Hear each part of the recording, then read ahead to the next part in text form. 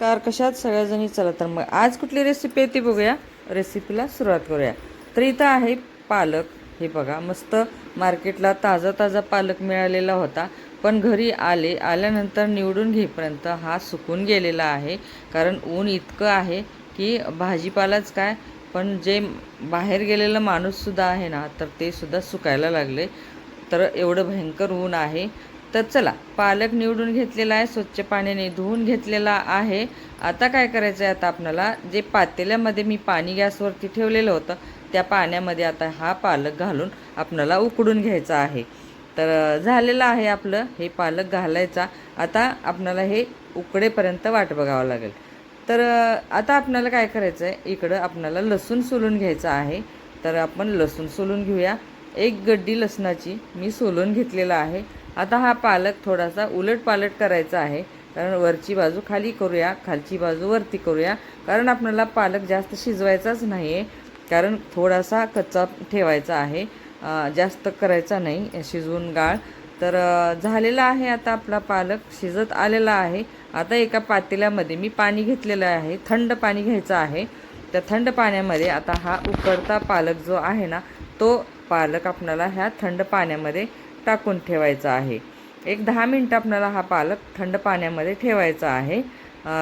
तर त्याचं कारणही तुम्हाला सांगते की थंड पाण्यामध्ये का ठेवायचा. तर हा पालक आपण उकडलेला आहे ना, तर ग्रेव्ही करताना आपल्याला ते पालक असाच जर आपण पालक मिक्सरला फिरवून घेतला तर तो कलर काळा पडेल. म्हणून आपल्याला हा थंड पाण्यामध्ये टाकून घ्यायचा आणि थंड पाण्यामध्ये टाकलेला पालक आपल्याला 10 मिनटाच्या नंतर वाटून घ्यायचा आहे मिक्सरला. तर हे पालक ग्रेव्ही ह्याची अजिबात काळी पडत नाही. बघू शकता तुम्ही. आता मी ग्रेव्ही करून घेणार आहे.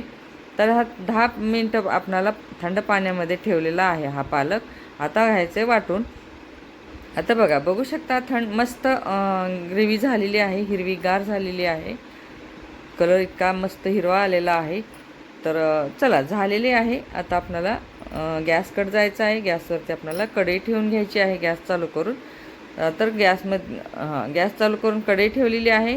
कढईमध्ये आपल्याला थोडंसं तेल ओतून घेऊया.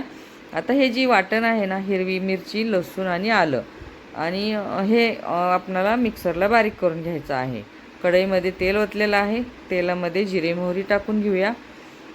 तर मस्त तडतडली की आपल्याला हे वाटून टाकायचं आहे, वाटलेलं हिरवी मिरची, आलं आणि लसूण.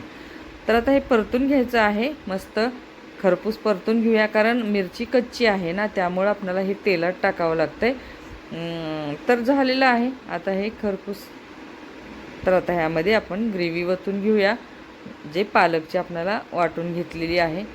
तर ग्रेव्ही वाटून घेतलेली फोडणीमध्ये टाकलेली आहे. आता मिक्स करून घेऊया आणि त्या मिक्सरच्या भांड्यामध्ये थोडंसं पाणी घालून मी ते वापरणार आहे, इथं ग्रेव्हीमध्ये वतणार आहे. तर तुम्ही आता इथं पातळ जास्त पाहिजे किंवा अशीच ठेवायची असेल तर तुम्ही इथं पाणी वाढवू शकता. पाणी खरं तर जास्त नाहीच घालायचं आहे, पालक पनीर बनवतो आपण. तर मी जी टेस्टी मी पनीर बनवलेलं होतं, मसाला पनीर, तर ते पनीर वापरून इथं मी पालक पनीर बनवलेलं आहे. कारण तुम्हाला मी म्हणले पण होते की ही पुढची रेसिपी पनीरची जे आहे ते तुमच्यासोबत शेअर करणार आहे. तर इथं आहे हे पालक पनीर. तर चला, पालक पनीर बनलेलं आहे. तर आता जे राहिलेली आहे ना, आणखीन माझ्याकडं पनीर राहिलेलं आहे, तर मी त्याची पण रेसिपी तुमच्यासोबत शेअर करणार आहे. ते रेसिपी कुठली आहे ते मी अजून ठरवलेलं नाही. जे तुमच्यासोबत शेअर करेन ते मी केल्यानंतरच करेन. तर रेसिपी आवडली असेल तर नक्की कमेंट करा, शेअर करा, सबस्क्राईब करा. सबस्क्राईब करायला अजिबात विसरू नका. तर आता घ्यायचं आहे आपल्याला पनीर बनवलेलं, टेस्टी पनीर. तर चला, मसाला पनीर आहे आपल्याकडं. आता हे काढून घेऊया. हवाबंद डब्यामध्ये मी फ्रीजला ठेवलेलं होतं.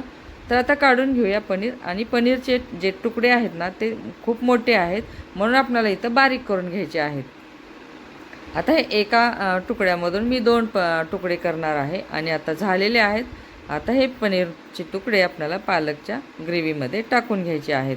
तर झालेली आहे आपली पालक पनीर रेसिपी. तर कशी वाटली काय नाही ती नक्की कमेंट करा, शेअर करा, सबस्क्राईब करा. सबस्क्राईब करायला अजिबात विसरू नका. अशीच नवीन रेसिपी मी तुमच्यासोबत आणखीन नेक्स्ट रेसिपी शेअर करणार आहे, ते नक्की बघा. तर झालेली आहे. चला नक्की कमेंट करा.